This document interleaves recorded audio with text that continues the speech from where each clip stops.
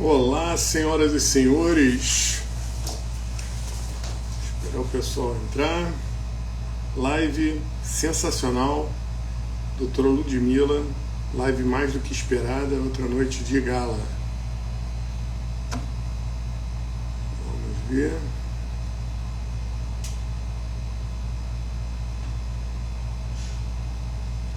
Boa noite, Matheus. Davi. Bem-vindos. Eu também estava aguardando ansiosamente. Estávamos dois. Boa noite, Rodrigo. Glória. Hoje vai ser uma live das mais esperadas. Estamos tentando há muito tempo organizar aí as agendas, acertar. E finalmente aconteceu. Estou muito feliz. Vai ser, tenho certeza, muito proveitosa. Boa noite, José, Dulce. Bem-vindos. Vamos ver aqui. Deixa eu fazer o convite para o... Vou esperar ela entrar. Todo mundo me ouvindo bem aí? Eu esqueci de botar o fone. Deixa eu botar aqui rapidinho. Rodrigo, Johan, Jean, bem-vindos. Só aguardando a doutora Ludmila. Vamos falar um pouquinho sobre ativismo. Vamos falar, eu que conheci a doutora Ludmila através de acho que a maioria de vocês, um vídeo viral dela. E a minha primeira reação foi ir para consultar a Loman para saber se era possível aquilo. Bem-vindos, o pai e o avô do Davi. Bem-vindo, prazer. Então temos uma audiência qualificada. Boa noite, Felipe, Juliana, Paulo Vinícius, Thales. Só aguardando a doutora Ludmila para iniciarmos. Vou fazer aqui.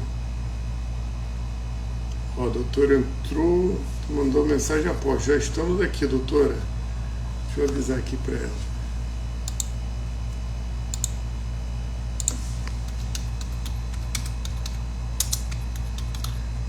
Estou online. Vamos ver, vou fazer o convite aqui, que eu acho que vai ser mais fácil.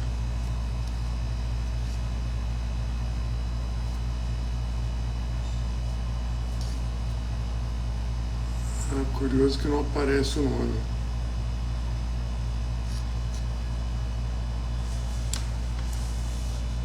Não está aparecendo o nome dela no convite aqui. Está digitando.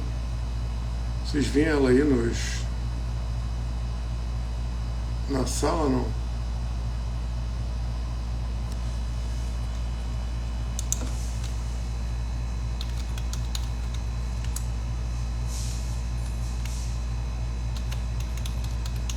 Vai entrar agora. Aguardemos. Eu não sei porque não consegui fazer o convite.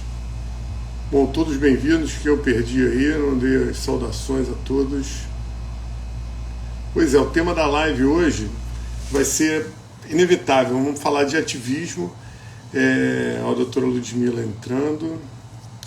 Vamos falar um pouquinho de tudo, especialmente para os novos advogados, os desafios que a gente tem, nem novos advogados, de fazer justiça. O convite feito. Texto da lei. Boa noite. Olá, doutora. Olá.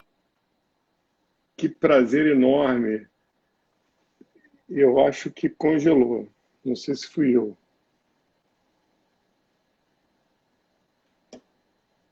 Doutora Ludmila, sou eu? Vocês estão me ouvindo? Alguém congelou. Dei um feedback que eu vejo os comentários aqui.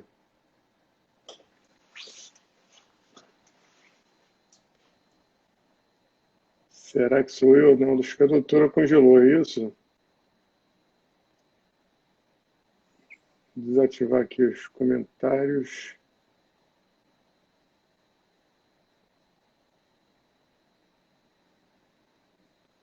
Vamos aguardar aqui. Vou tentar fazer o convite de novo.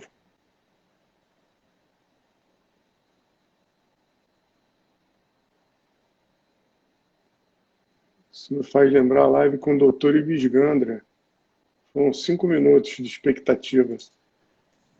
Agora, olá, doutora, de novo.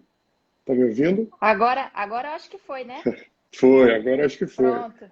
Nossa, que alegria, doutora. Muito feliz por esse momento ter aceitado esse convite, que a gente está tentando há um tempão. Para Pois nós é é. uma enorme satisfação. A gente admira demais o seu trabalho, acompanha já desde muito. Então, eu queria dar as boas-vindas em nome de todo mundo aqui que ajuda no Advocacia Explicada e dos seguidores. Eu desativei os comentários para a gente ver melhor. Ah, ótimo. Mas se quiser deixar os comentários aí também não tem problema, não. Bom, queria inicialmente te cumprimentar. É um prazer estar aqui fazendo essa live com você. Já tem muito tempo que a gente está combinando e é sempre difícil, eu envolvida com gravação de curso, essa coisa toda. Tinha parado de fazer live totalmente nos primeiros meses, não estava aceitando nenhum convite. Aí, acho que foi em abril, eu aceitei um convite e agora eu tô começando a encher a agenda de novo, mas não vai ser mais como antigamente, porque eu não consigo mais. Mas, assim, pelo menos eu voltei agora a fazer algumas lives, pelo menos uma vez por semana eu estou conseguindo participar de alguma live. Assim, vocês não fazem ideia assim, da quantidade de pedidos de live. Assim, não dá para atender todo mundo, mas eu falei, não, mas um dia eu quero fazer com vocês, porque eu tenho que estabelecer alguns critérios para decidir com quem. Não dá para fazer live com todo mundo que me pede. Então, esse é um fato, eu sou uma só. Então, tem que estabelecer alguns critérios. Eu gostei muito do perfil de vocês, quando eu dei uma olhada no perfil de vocês, e eu falei, bom, esse perfil aqui é um perfil que eu gostaria muito de prestigiar. Eu só não prestigiei antes porque realmente não tinha agenda, não dava tempo. Mas eu dei uma boa olhada no perfil da Advocacia Explicada e eu vi que ali existia um componente diferenciado em relação a outros perfis de advocacia que eu de vez em quando eu vejo na internet. Porque vocês têm um componente da transcendência, vocês não são puramente técnicos, aquela coisa técnica, que a gente já viu que não funciona. A gente tem que ir além da técnica. E vocês, pelo que eu percebi desse perfil do Advocacia Explicada, vocês têm essa visão, essa mesma visão que eu tenho do direito, uma visão transcendente. Se você não fica circunscrito naquele mundinho, né? Naquele mundinho, nossa, aquela coisinha ali, provinciana do direito, não, vocês vão além. Então, desde o primeiro momento, eu achei que o seu perfil é muito bom e deve ser divulgado. Então, se os meus seguidores estão entrando aí, vocês deem uma olhada no perfil da Advocacia Explicada, acompanhem lá os posts, que vocês vão aprender muita coisa. Poxa, doutora, eu estou me sentindo o Gilmar Mendes proclamando o resultado do Lula. Estou emocionado aqui, não merecemos tanto elogio, mas é justamente isso. A gente quer mostrar para o pessoal uma advocacia de dar satisfação de fazer, uma advocacia da gente fazer o melhor, de conseguir equilibrar uma vida pessoal com uma vida profissional, transcendental. Essa é a ideia, dividir um pouco da nossa experiência com o sucesso que a gente alcançou, pelo menos em satisfação pessoal com a advocacia. E para a gente não precisa nem falar que é um imenso prazer. Eu conheci a senhora num vídeo viral que teve, deve lembrar, né? Que eu acho que foi ali que o Brasil passou a conhecer, e foi a primeira voz que começou a falar, assim, digamos, reverberando a questão do ativismo. Já era um tema muito fechado em determinados grupos de discussão, mas a senhora reverberou de uma forma tal, e de lá para cá a gente veio vendo uma justiça nada acovardada, uma justiça, especialmente no Supremo Tribunal, né, nos dizeres do doutor Ives, quando esteve aqui conosco, falando que virou última instância política.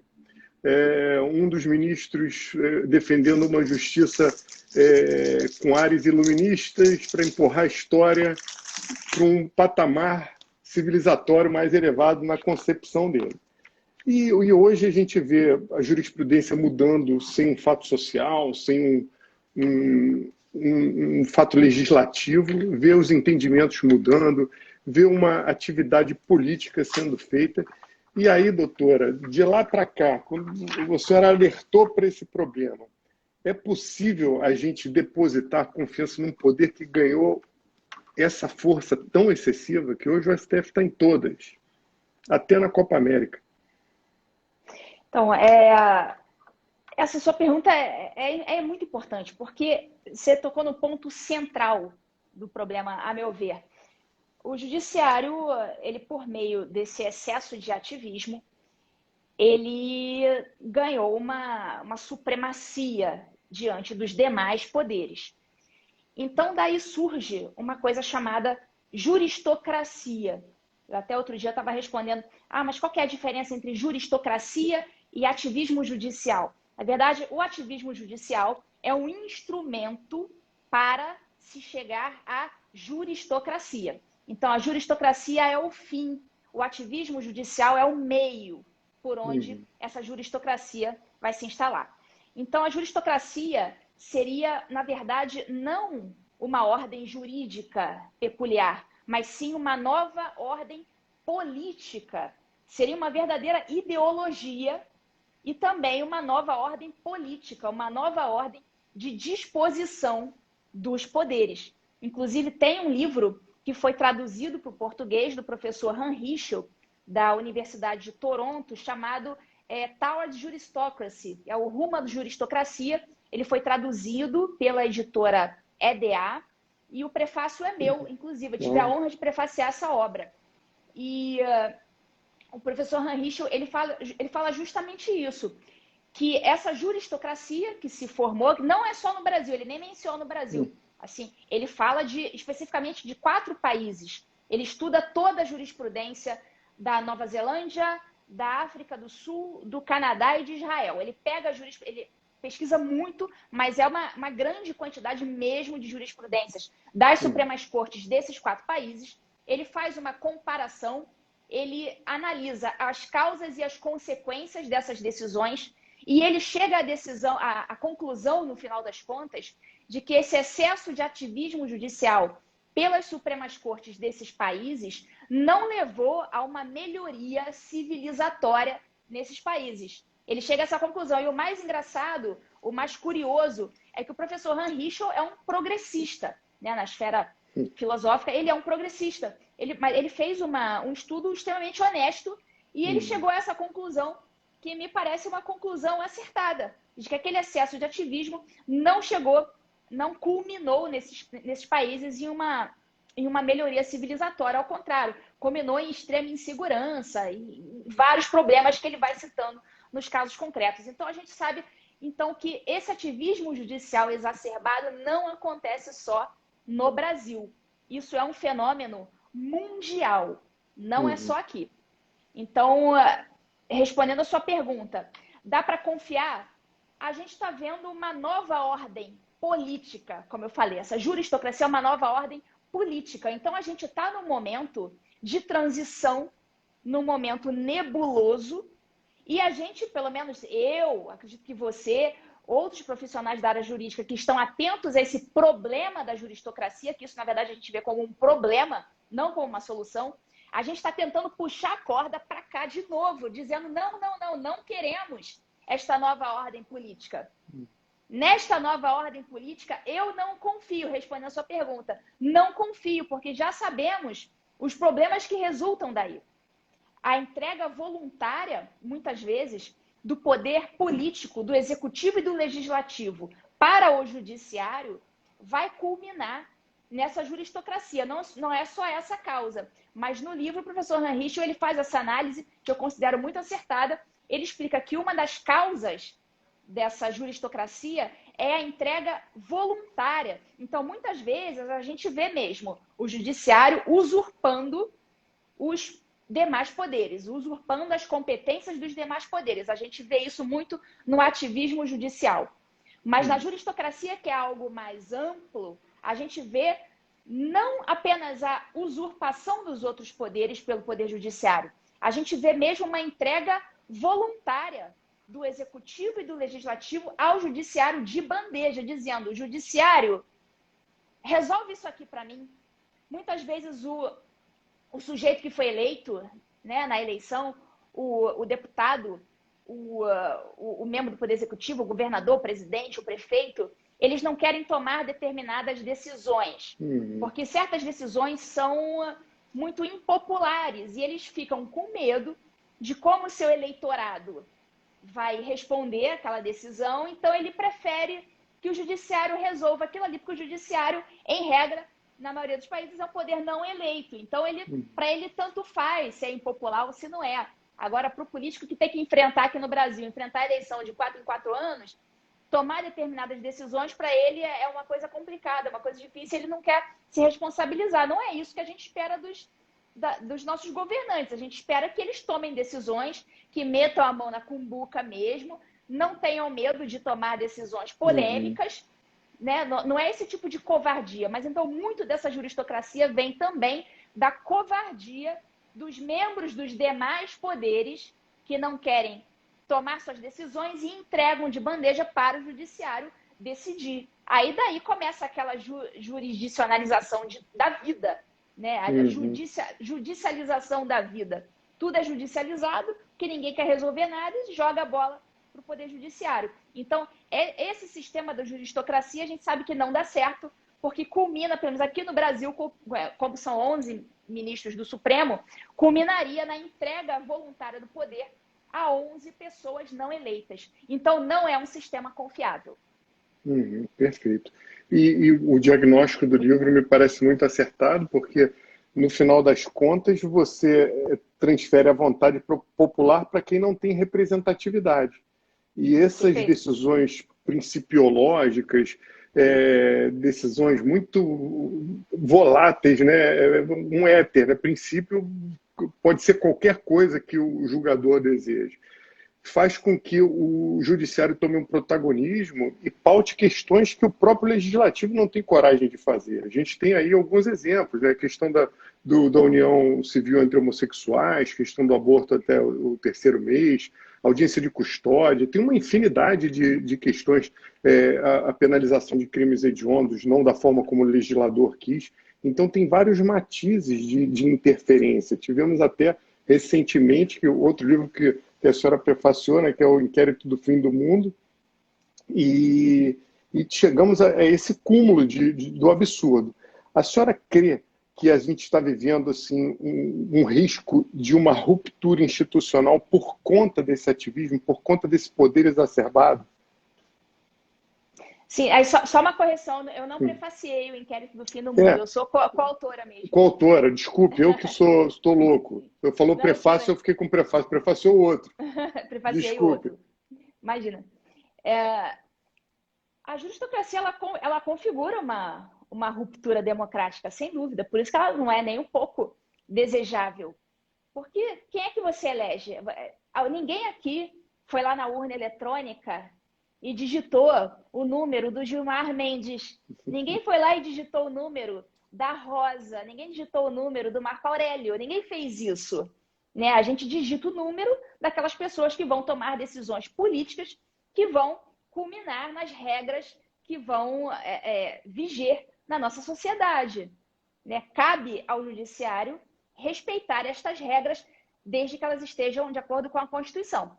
Então, se elas não estiverem, aí beleza, aí cabe a declaração de inconstitucionalidade e tudo mais. Então, ninguém aqui digitou o número na urna dos 11 ministros do STF. Então, só daí a gente já vê facilmente, qualquer leigo vai conseguir entender que já há uma ruptura democrática, porque as decisões políticas estão sendo tomadas ao fim e ao cabo pelo Poder Judiciário. Então, é algo que fere de morte a tripartição de poderes, que pelo menos até prova em contrário, né, apesar de todos os problemas que também existem nesse modelo, até prova em contrário, até agora ninguém apresentou um modelo melhor. E me parece que a juristocracia, essa supremacia do judiciário em relação aos demais poderes, também não é uma forma esquemática melhor de se resolver esses problemas políticos. Então, por enquanto, eu ainda fico com esse esquema tradicional de executivo, legislativo e judiciário, sem que um se sobressaia ao outro. Então, esse esquema, esse excesso de ativismo que culmina na juristocracia, certamente representa por si só uma ruptura democrática. Então, nenhuma dessas decisões que você citou, que eu considero todas decisões ativistas, nefastamente ativistas, porque é bom ressaltar, porque a própria palavra ativismo, ela contém em si, na sua própria estrutura semântica, uma acepção positiva, percebe? Ativismo, ativo, né? A gente tem a palavra ativo como uma palavra boa, uma palavra que todo mundo quer ser ativo, ninguém quer ser inativo. Todo mundo quer ser ativo, ativo é uma palavra boa. Então, essa palavra ativismo judicial, eles já saem ganhando na largada, porque semanticamente, gramaticalmente, idiomaticamente, linguisticamente, essa palavra... Neurolinguisticamente, né? Exatamente. Ela tem uma acepção positiva. Então, a gente já sai perdendo essa aí na largada. Né? Primeiro, a gente tem que mostrar, olha, apesar do nome ser um nome bom, não representa algo bom. Eles sabem mexer muito bem com essa questão da linguagem. Né? Tudo eles conseguem pegar algo ruim e tacar naquele algo ruim um nome bom. Então, daí aquela diferença clássica da linguística, né? De signo, significado e significante. O signo e o significado não correspondem ao significante, ao referente. Não correspondem àquilo ali na realidade. Então, essa palavra ativismo judicial, a gente já sai perdendo na largada, porque a gente já tem que explicar para o aluno que aquilo ali tem um nome bom, um nome bonito, mas na prática não representa uma coisa muito boa. Então, esse é o problema. Então, respondendo a sua pergunta, é uma baita ruptura democrática. E é isso aí que a gente está tentando evitar. A gente faz essas lives, né? Esse trabalho que eu faço, o trabalho que você faz, o trabalho que outros colegas estão fazendo, alguns professores. Infelizmente, muitos ainda têm muito medo, ainda têm muito receio de fazer esse tipo de live, de dar esse tipo de aula, porque não sei que receio que eles têm. Eles estão querendo o quê? Que o país mergulhe numa ditadura judicial, é isso? Então, assim, se a gente não faz isso, as pessoas não abrem os olhos e a gente vai cair na ditadura e ninguém vai nem perceber. Como aquele exemplo do professor Olavo de Carvalho, da rã, que vai sendo cozida na panela e não vai percebendo. E quando vê, ela morre cozida e não viu. É diferente de você pegar a rã e tacar a rã numa água fervendo. Ela vai entrar ali e ela vai dar um pulo e ela vai sair dali na mesma hora. Agora, diferente é você pegar a rã, botar na panela na água morninha, friazinha, ela vai ficar ali confortável, você vai esquentando a panela, vai esquentando. Quando ela vê, ela morreu, cozida. Então, a gente está aqui tentando fazer esse papel, né, da água quente. Vamos esquentar logo essa água para a rã pular fora e não morrer cozida. É isso que a gente está tentando fazer. Ao menos dá um alerta, né? Cuidado que aí tá muito quente, tá esquentando. Porque fica tudo muito, digamos, fácil. Até o professor Olavo, até num podcast que eu ouvi certa vez, falava da facilidade que é você, sem ser pelos meios institucionais, legislativo, privilegiar grupos de interesses através de mecanismos de ativismo. E aí a gente tem não só os julgamentos, mas a gente tem uma série de mecanismos que engessam a agenda do executivo, né? Pedidos de vista com caráter de impor obstáculo. A gente tem repercussões gerais que suspendem a tramitação de todos os processos em casos concretos, suspende de todo mundo, não julga mais de ninguém no Brasil inteiro, que traz um prejuízo para o jurisdicionado, no final das contas, terrível. E temos também os 11, pelo menos hoje, se a gente falar de STF, juízos monocráticos, né? São 11 supremos decidindo a vida dos brasileiros. Aí eu separei até aqui, tem um historiador, Ingeborg Maus, que escreveu que a confiança no judiciário levou a Alemanha nazista a crer, abre aspas, que o juiz-rei do povo de Adolf Hitler deve libertar-se da escravidão da literatura do direito positivo, O juiz é a corporificação da consciência viva nacional. Ou seja, não tem novidade nenhuma, a gente sabe onde termina, né? E aí a minha pergunta, doutora, a quem cabe frear isso? A quem cabe frear isso? Bom, qual que é a última instância do Poder Judiciário Nacional, menos do Brasil? Supremo Tribunal Federal. Se é o Supremo Tribunal Federal que está agindo dessa forma, né, de forma ativista, então existe uma anomalia, uma deformidade na conduta da mais alta corte. Então, nós temos outros poderes que têm algum poder de interferência. Pelo menos, por exemplo, Senado Federal tem o poder de julgar condutas de ministros do Supremo Tribunal Federal. Então, assim, a primeira resposta eu acho que mais óbvia é um segundo poder. E esse segundo poder seria Senado Federal. Existe uma outra figura, né, uma outra peça do tabuleiro que pode agir para tentar frear. Essa outra figura se chama Procurador-Geral da República.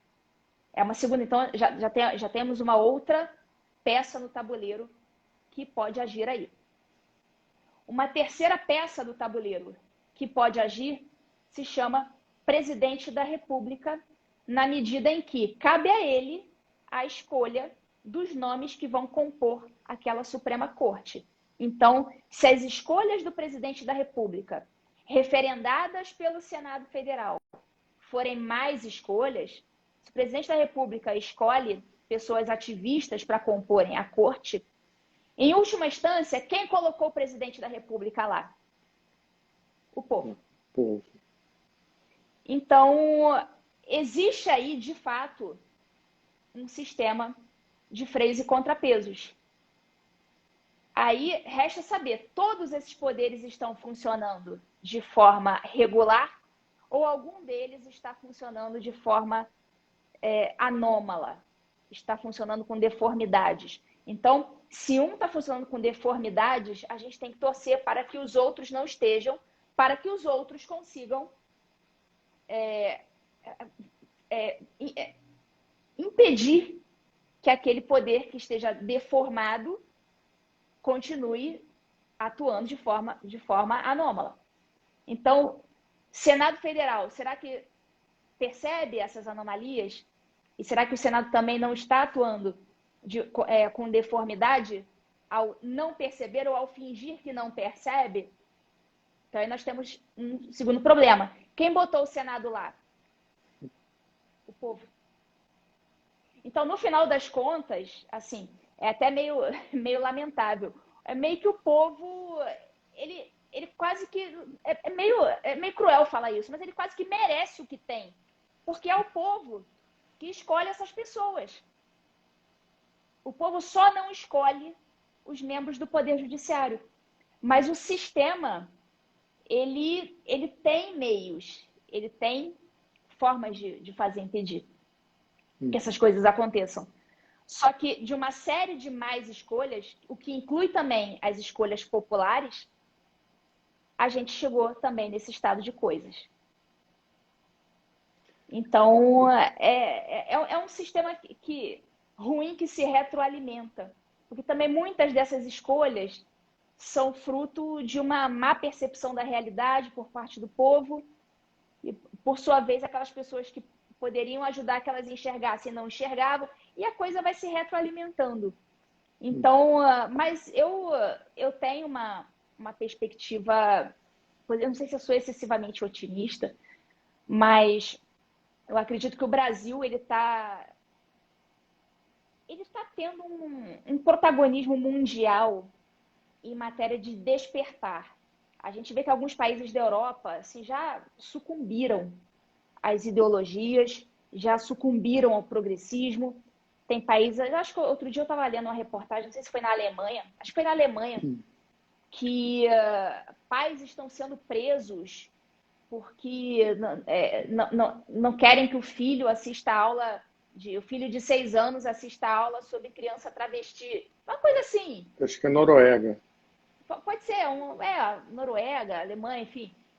Quer dizer, os pais estão sendo presos já por quererem exercer seu pátrio poder, por não quererem que seus filhos de 6 anos vejam aula de sexualidade na escola.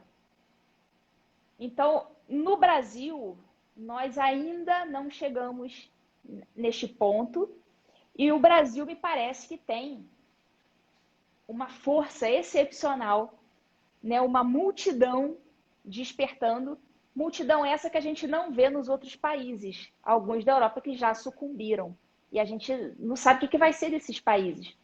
O Brasil, assim, a gente tem sempre teve aquela síndrome do cachorro vira-lata, né? O Brasil sempre dos outros é melhor, os States, os estrangeiros são melhores. Mas, assim, a gente tem que parar um pouco com essa síndrome de vira-lata, porque o Brasil me parece uma grande potência em matéria de despertar, em matéria de rechace dessas ideologias progressistas que estão contaminando o mundo inteiro, não só o Brasil, contaminando o mundo inteiro. Esse despertar que a internet trouxe, por isso que querem calar a internet, né? Porque se não fosse a internet, a gente já estaria mergulhado numa lama, numa ditadura brutal. Então, por isso que eles querem calar a internet, né? Essa coisa vamos regulamentar a internet. Regulamentar é um nome bonito, mais uma vez a gente vê a linguagem, né, sendo utilizada. É um nome bonito para dizer, vamos controlar isto aqui. Vamos controlar o que está sendo dito, que na verdade, de uma certa forma, já está até acontecendo.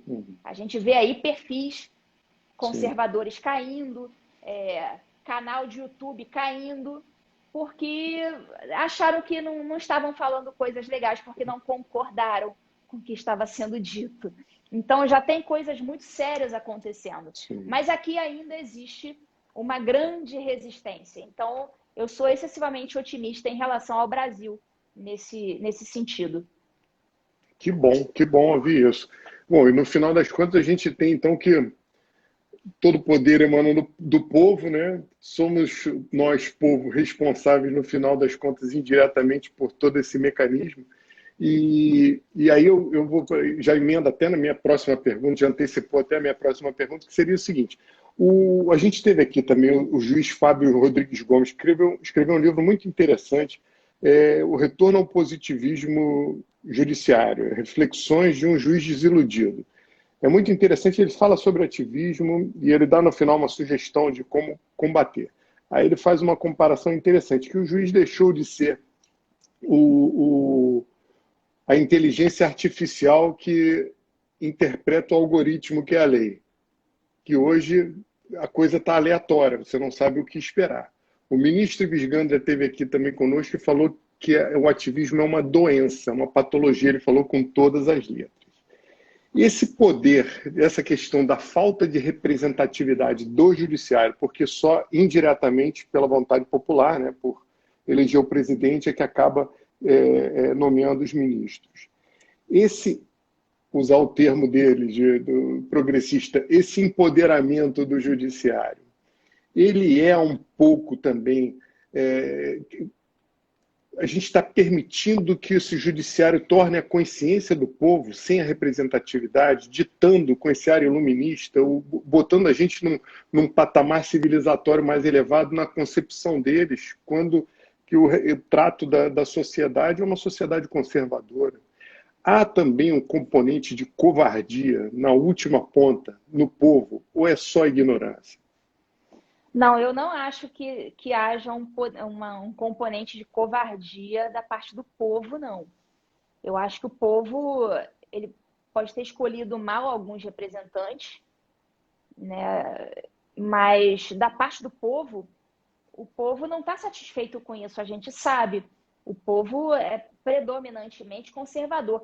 Os intelectuais, né, os acadêmicos, os artistas, essa casta, né, dos intelectuais que tem essas ideias do progressismo, do ativismo, essas ideias deturpadas, deformadas. Quem tem essas ideias não é o povão, não é a massa, não é a gente aqui. São esses intelectuais, essa casta, né? São os professores das faculdades, os artistas. É o que o Gramsci chama de intelectual orgânico. O intelectual, no sentido gramscista, não é o sujeito letrado, o estudante, o professor, o catedrático, né, o cara extremamente culto. Não, o intelectual orgânico gramscista é a Fátima Bernardes, é o carinha da Malhação, que faz vídeo lacrador no TikTok. É o que o Flávio Gordon, no livro Corrupção da Inteligência, ele dá um exemplo até engraçado de intelectual orgânico. Ele fala que aquele cara da banda Pissirico, aquela música do eu não tenho carro, eu não tenho teto, e se ficar comigo é porque gosta do meu lepo-lepo. É a música Lepo-Lepo, era uma canção carnavalesca, Lepo-Lepo. E o sujeito, esse cantor do Lepo-Lepo, ele falou que essa música do eu não tenho carro, eu não tenho teto, é um grito contra o capitalismo. Olha só a lacração que ele tentou. Ele pegou a música Lepo-Lepo, olha só, a música Lepo-Lepo, lacrou em cima da música Lepo-Lepo para dizer que essa música é um símbolo, é um grito contra o capitalismo. Que loucura, né? Ganhou dinheiro com isso. Pois é, eu não sei eu não sei o nome dele, mas enfim, esse cantor, ele é o intelectual orgânico no sentido de Gramsci. Entendeu? As menininhas no TikTok falando amigues, manes, oi amigues, bom dia, colegues. Essas são intelectuais orgânicas do sentido gramsciano. Não precisa ser o cara letrado, o estudante, o professor, não é o doutor, não é isso. O intelectual orgânico de Gramsci é qualquer pessoa, pode ser até um analfabeto, mas que tenha algum tipo de influência social e ele utilize esta influência para atuar em nome da sua ideologia. Pode ser até um analfabeto. Então, essa palavra intelectual se refere à pessoa que mexe com as ideias. Uhum. E ter ideia, qualquer pessoa tem. Você é uma pessoa letrada. E se ela mexe com essas ideias organicamente, de acordo com uma ótica partidária, ideológica, ela é um intelectual orgânico no sentido de Gramsci. Então, é isso que acontece. É isso que acontece. O povo, ele está totalmente apartado desse processo. Esses intelectuais orgânicos são algumas pessoas da sociedade que têm algum tipo de influência, pode ser um cantor, um artista, né, um ator da Malhação, a Fátima Bernardes, o William Bonner. Pode ser essas pessoas. Essas pessoas de vez em quando chegam aí e dão uma lacrada. Sei lá, Thaís Araújo. Todas essas pessoas são intelectuais orgânicas e atuam em prol de uma ideologia. Essa ideologia comunista, progressista, muitas vezes sem nem saber. Às vezes elas simplesmente são como o peixe que não vê a água. Elas estão imersas naquele universo ali e elas se comportam mimeticamente. Elas vão repetindo aquilo ali que elas aprenderam que é o certo. Muitas vezes não estou nem dizendo que essas pessoas têm má fé, são pessoas más, pessoas ruins. Não é isso. Às vezes aquilo ali é o universo delas. Elas aprenderam a raciocinar daquela forma. Para elas, a vida funciona daquela forma. Então, é exatamente a vitória do gramscismo. Porque Gramsci falava exatamente isso. Você será comunista sem saber. Você não vai perceber. O gramscismo é exatamente isso. É a guerra cultural sutil. É aquela guerra que não se pega em armas. É a guerra no âmbito cultural mesmo. Todo o ambiente cultural, o ambiente artístico, do cinema, das universidades, eclesiástico, até na igreja com a teologia da libertação. Até lá nós vemos essa ideologia sendo impregnada. Então, quando todo o ambiente é impregnado, muitos são comunistas sem saber. Agora, o povo em geral, eu não enxergo como tendo sido contaminado em sua maioria, não. Né? Muitas pessoas acabam repetindo chavões, mas são meros repetidores de chavão. Não é o comunistão. Né? O comunistão são esses intelectuais orgânicos aí. Mas a tiazinha lá, né, a dona Neide, que está lá fazendo merenda, né, o seu Manel, que está lá ordenhando vaca, esse pessoal não é progressista, não. Esse pessoal sabe o valor do trabalho, esse pessoal sabe o valor das tradições, sabe o valor da família e não tem ideologia que contamine esse povo. Às vezes a gente pode até repetir alguns chavão sem nem perceber, coitados. Mas eles não foram contaminados, não. Isso é a famosa minoria barulhenta versus maioria silenciosa. É só isso que está acontecendo. Então, respondendo a sua pergunta, eu não acho que o povo seja covarde, não. Um ponto para eles, porque eles têm nomes maravilhosos, né? Intelectual orgânico. O outro lado é tia do Zap. Aqui é intelectual orgânico. Eu fiz essa pergunta da covardia porque eu vejo a senhora e vejo outros juízes, outro que teve aqui também, que eu até mandei um artigo dele para a senhora no direct, o doutor Otávio Calvé, que ele escreveu um artigo criticando uma decisão patentemente ativista, contrária à lei, totalmente a lei permitia, então o título era Condenado por Cumprir a Lei. E ele sofreu ataques, ele escreveu tudo dentro da regra que estabelece a Loman, bonitinho, não teve nenhum, foi uma análise acadêmica a respeito daquela sentença. Ele sofreu ataque de pares, outros juízes atacaram, inclusive duas foram para um site, não me lembro agora qual é, que chamaram ele de machista. E ele acabou respondendo processo no CNJ por conta dessa atitude. Aí, doutora, quantos processos a senhora tem no CNJ, daquela CNBB da Justiça? Olha, Rafael, eu vou te falar com sinceridade, eu não faço a mínima ideia. Tá, eu não faço a mínima ideia. Em regra, eu sou revel. É mesmo? Eu não respondo. Não sei se tem mais rolando, eles já desistiram de me intimar, não sei. Falando com sinceridade, eu não sei. Isso é maravilhoso. Eu não sei. Para mim, isso não é algo que esteja no rol das minhas preocupações. Não é algo que está no rol das minhas preocupações. Mas isso aí é papo para outro dia. Isso aí eu ainda vou falar muito sobre isso, Rafael. Muito, ainda tem muita coisa para falar sobre isso. Eu estou esperando aí alguns desfechos que eu não posso revelar agora. Não vai dar spoiler. Não posso dar spoiler, mas ainda muita coisa vai ser falada sobre isso. Muita coisa vai ser falada sobre isso. Sobre o Otávio Calvé, eu li esse artigo na época, extremamente bem escrito, totalmente dentro das regras da Loman. Ele não violou nenhuma disciplina funcional dos magistrados. Só que o que ele fez? Ele cometeu o crime de não lacrar. Hoje em dia, se você não é um lacrador, se você não fica do lado do empregado oprimido, é a luta de classes marxista dentro da justiça do trabalho. E essa luta de classes marxista a gente vê em todo tipo de ambiente. Então, ele cometeu o crime de não ser um marxista. Ele não violou nenhuma regra da magistratura, mas quando eu li aquele texto, eu falei, ele vai ter que responder alguns processinhos aí no CNJ, na corregedoria dele e tal. Ele estava claro.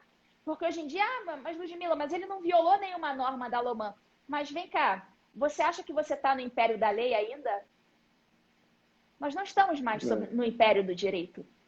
Nós estamos no império das narrativas, da política.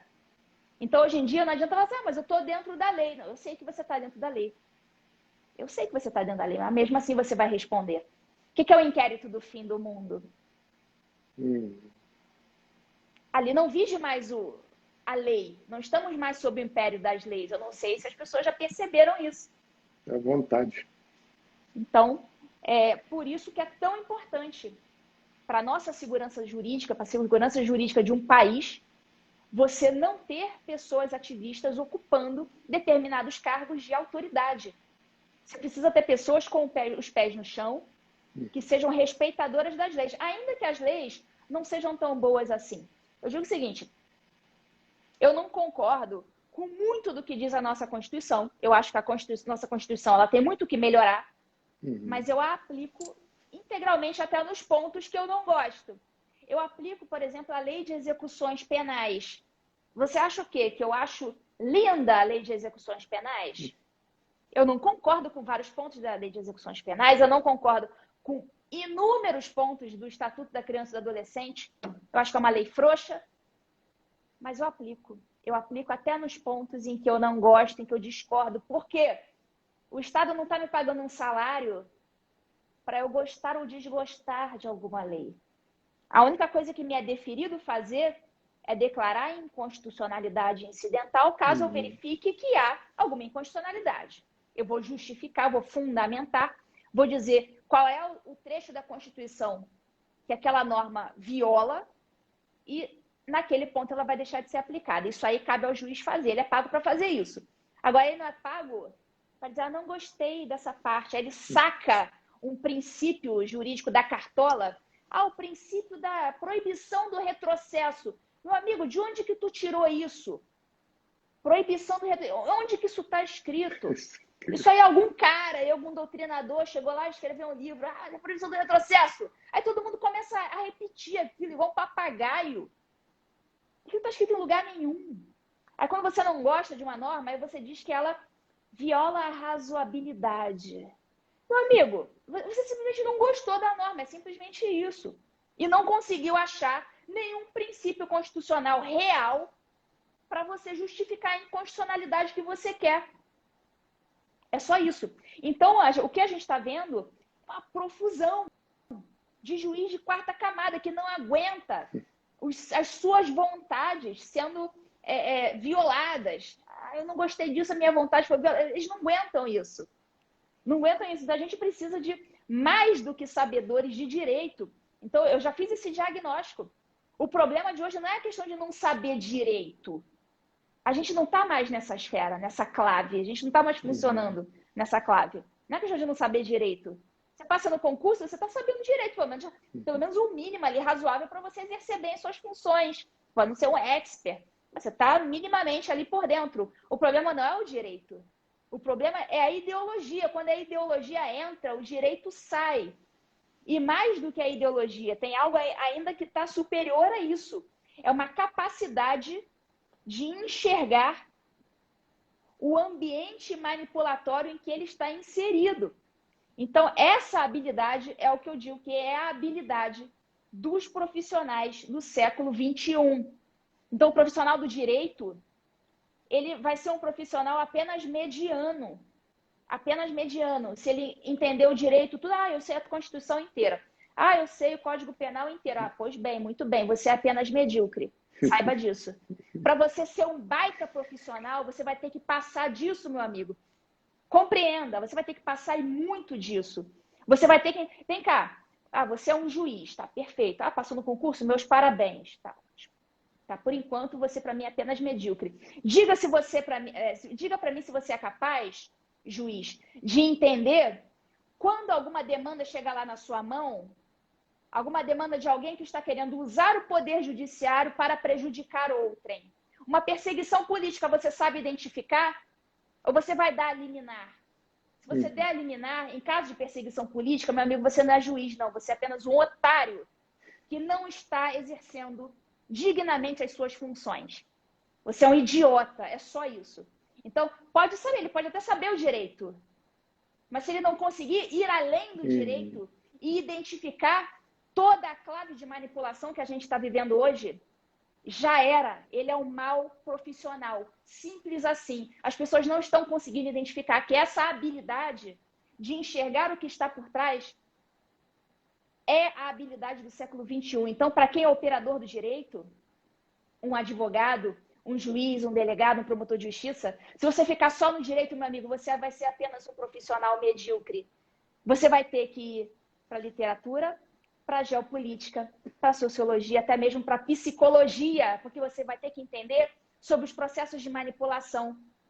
Como as pessoas vão tentar manipular você para obter determinadas decisões, como as pessoas vão tentar manipular você, advogado, para ingressar com determinadas demandas sujas, imundas.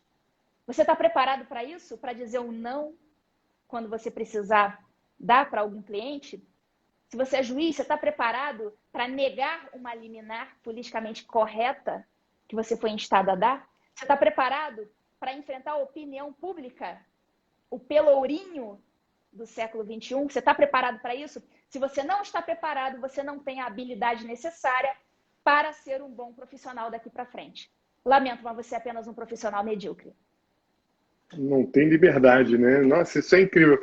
É uma inteligência não técnica, é uma inteligência que tem que ter para exercer o papel mesmo de julgar, se colocar na situação, conseguir enxergar todo um contexto. E a gente vem de um processo de formação cultural, de ideologia, desde o colégio. A senhora que é do Rio de Janeiro conhece aqui, né? Eu tenho filhos numa escola centenária ali da Rua São Clemente, católica, e eu tirei a mais velha porque deram um livro pornográfico para ela ler.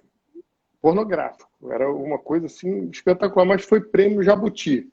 Então já estava avalizado. Aí eu fui lá no reitor e tudo mais. O Ministério da Verdade avalizou, né? Exatamente, o Ministério da Verdade. O resultado, eu tirei a minha filha. Eu falei, ela não vai ler isso. Se ela é obrigada, vai tirar zero. Se ela é obrigada a ler, ela não vai ler. Tirei. E a gente vem, por exemplo, aí eu vim acompanhando as matérias, assim, os livros de história, a Revolução Cubana era uma coisa de heróis. Então, esse trabalho é muito na base, né? Esse trabalho vem desde muito cedo. Então, você termina na faculdade também sofrendo essas interferências. E eu digo de carteirinha porque meu avô era da Aliança Libertadora Nacional. Era contador da estrutura, era comunistão mesmo, minha avó, enfim, todo mundo. Eu conheço mais essa cultura de ir nas crianças fazer, eu não conhecia. Eu conhecia aqueles que tinham vontade de pegar em armas e mudar o mundo, né? A ditadura do proletariado. Mas eu me libertei disso na faculdade. Mas o que eu recebi de influência na faculdade era fichinha para mim. Eu achava ler só Marx, era tranquilo, era bobagem, brincadeira de criança.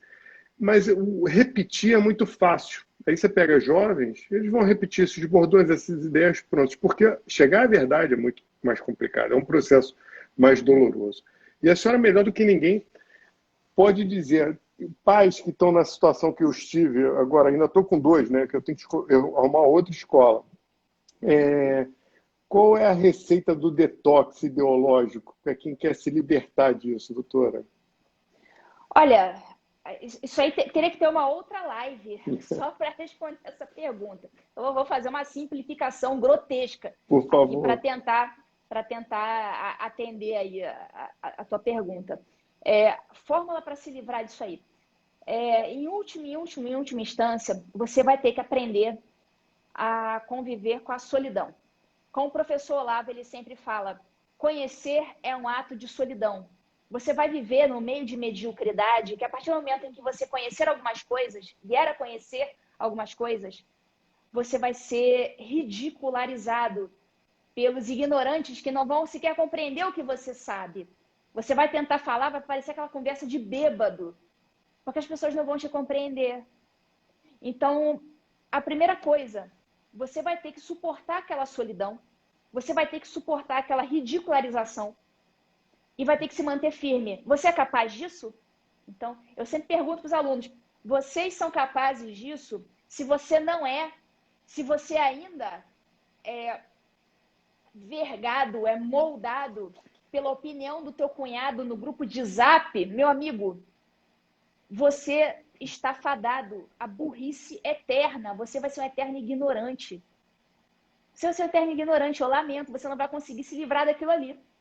Então, assim, o preço de se livrar disso é um preço alto. Eu já digo aqui para o pessoal que está assistindo, é um preço alto. Tá? Você vai ser ridicularizado. As pessoas vão tentar até mesmo te criminalizar. Se você for muito forte e suportar as ridicularizações, vai chegar um ponto que você vai tentar, as pessoas vão tentar te criminalizar, vão tentar te prender e vai chegar ao ponto que você pode até tentar tirar a sua vida. Mas esse é o preço. E a gente sabe que esse é o preço e não é desde hoje que essa história está sendo contada, não. Esse é o preço desde sempre. Há 2000 anos a gente sabe que esse é o preço. Quem dos apóstolos não foi perseguido, morto, porque decidiu seguir a verdade? Quem procura a verdade, quem segue a verdade, pelos séculos dos séculos, sempre foi assim. Não tem nada de diferente acontecendo hoje. Reparem, não tem nada de diferente. A história só se repete. Uhum. Então, se você diz, eu estou me sentindo perseguido, tal, meu amigo, é assim mesmo. Isso significa que você está no caminho certo. Por isso que é impossível você seguir o caminho reto se você não tiver na sua frente a ótica da transcendência. Se você não tiver na tua frente muito claro que isso aqui daqui a pouco vai acabar, que a ampulheta já está virada e a areia vai parar de pingar a qualquer momento. A qualquer momento isso vai acabar, mas a sua vida não vai terminar. Para quem não acredita em Deus, eu acho que isso é uma tragédia. Isso é uma tragédia, porque a pessoa vai se fiar em quê? A pessoa vai fazer de tudo para ser feliz aqui no terreno, no imanente, o hedonista. Então, o que ele vai fazer? Ele vai ficar lá paparicando, né,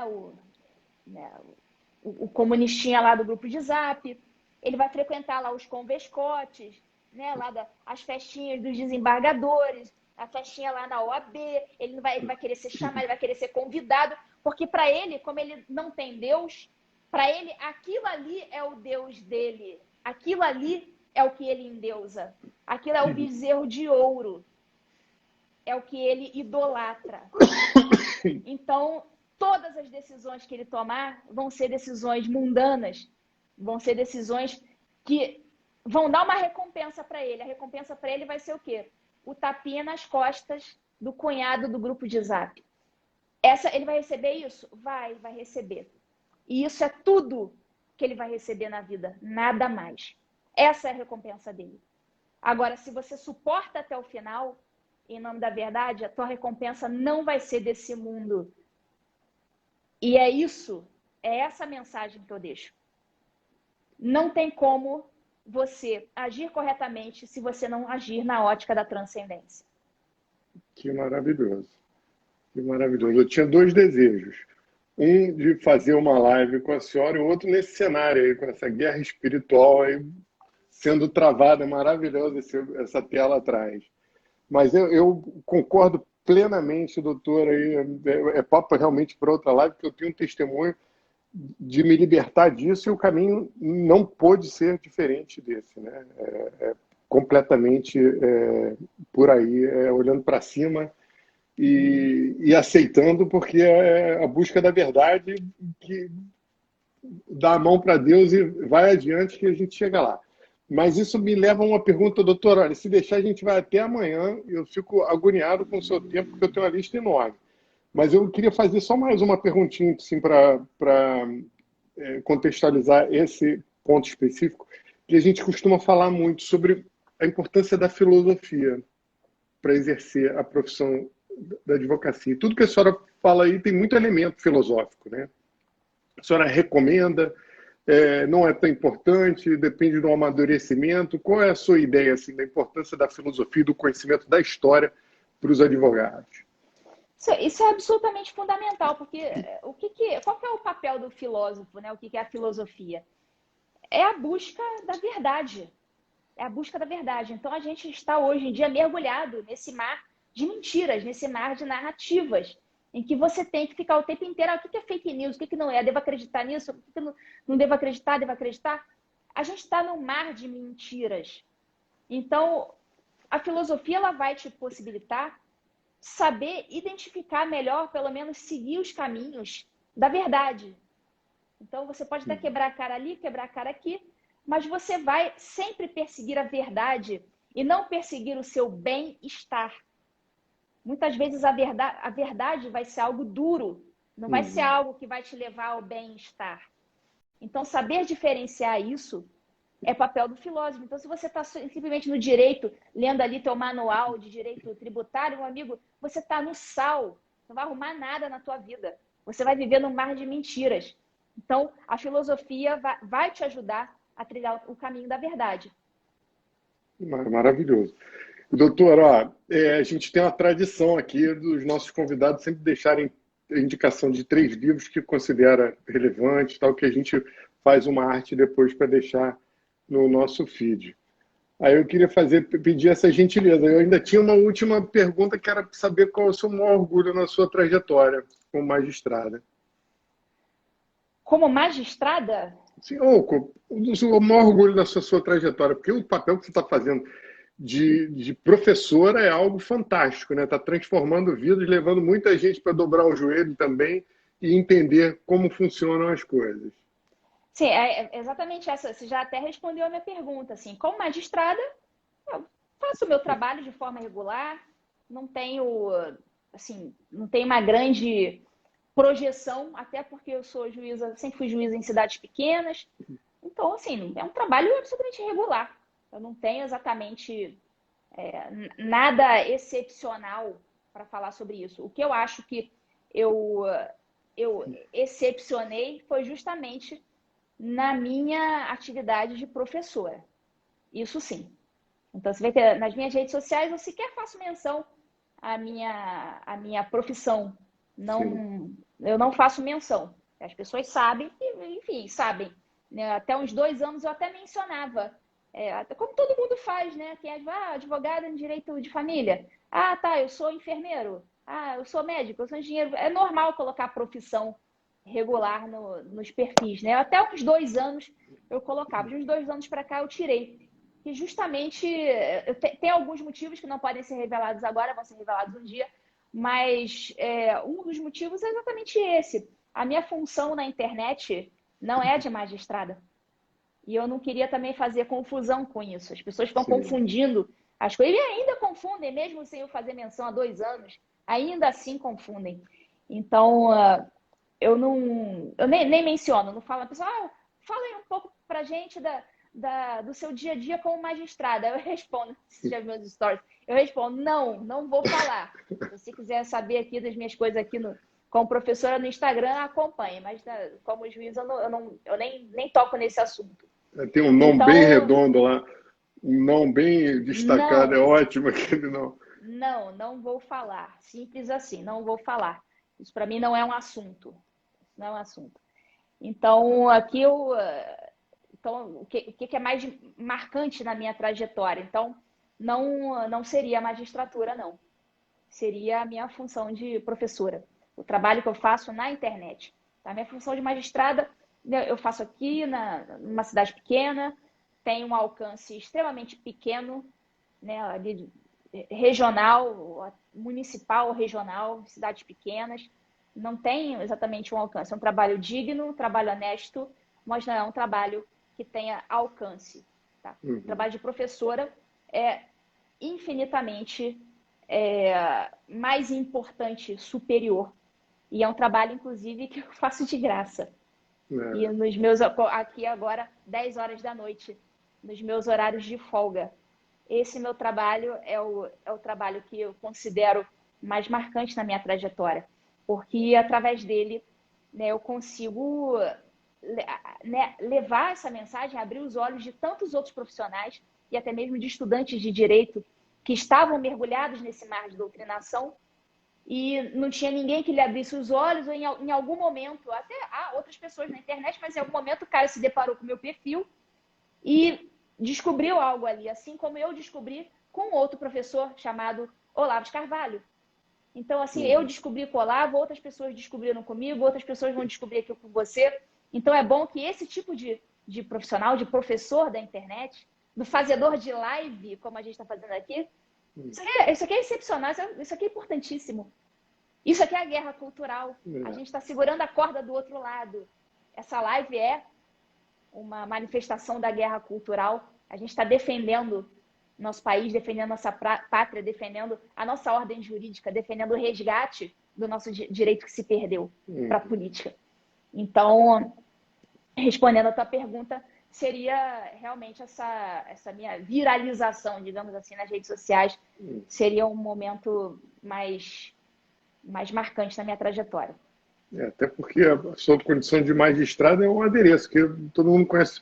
Doutora Ludmila, por acaso, vem a ser juízo, mas pelo que você fala e tem essa percepção muito única, consegue enxergar umas coisas muito maravilhosas assim, e entregar para a gente de uma forma, de um ponto de vista de quem medita sobre o assunto, de quem tem realmente uma visão ampla. Somos muito fãs. Nós aqui do Advocacia Explicada, esse bando de gente está botando aí, sou fã, e merecidamente. Mas, doutora, não podemos terminar sem aquela indicação de 3 livros. Ah, Por sim. favor. Assim, eu vou citar aqui 3 livros que para mim são muito importantes, que eu gostaria que, né, os advogados, né, os estudantes aí que estão assistindo a live lessem. E por conta de tudo aquilo que a gente falou, eu não vou citar nenhum livro de direito propriamente. Não vai ser Adoro. nenhum livro de direito. Porque livro de direito o pessoal já sabe mais ou menos o que ler. Se você ler um manual de qualquer coisa, você vai saber razoavelmente aquela coisa. Então, assim, o nosso problema não é jurídico. O nosso problema é cultural em geral. Então, a gente precisa que o pessoal do direito saia um pouco do direito e circule pelas outras disciplinas, pelas outras ciências. Então, você tá 3, não que sejam os 3 livros melhores do mundo, não. Você tá 3 aqui que me vem à cabeça que seriam bons. Mas tem outros, né? Se eu for fazer outra live amanhã, eu vou citar outros 3. Outra live depois de amanhã, eu vou citar outros 3. Eu vou citar 3 aqui que me vem à cabeça. O primeiro deles é um livro chamado Crime e Castigo, que não é o do Dostoiévski. É Crime e Castigo, Reflexões Politicamente Incorretas. Foi escrito por 2 desembargadores do estado de São Paulo. Apesar disso, não é propriamente um livro de direito. Tem a ver indiretamente com o direito, tem a ver com o direito penal, mas não é propriamente um livro de direito penal. Tem mais a ver até com filosofia do que com o direito penal. É do desembargador Ricardo Dipp e do Volney Correia Leite Moraes Júnior, já falecido, os 2 desembargadores do estado de São Paulo. É um livro antigo, já do início dos anos 2000, e ele foi reeditado, tem mais ou menos uns 2 anos, uns 2 ou 3 anos, ele foi reeditado, eu até participei, eu dei uma palestra no relançamento dele lá em São Paulo, com o professor Ricardo Dipp. Tem um vídeo Então, dele esse na é internet falando desse livro, maravilhoso, no YouTube. O Matheus está aqui falando, ó, Ricardo Dipp, ele que me mandou, inclusive. É muito bom. Fiquei com vontade de ler. Agora esse mais livro é ainda. maravilhoso, maravilhoso. Ele é um tapa na cara atrás de tapa na cara. Então, é até legal de ler, até por quem não é do direito. Esse é um livro Uhum. bem interessante.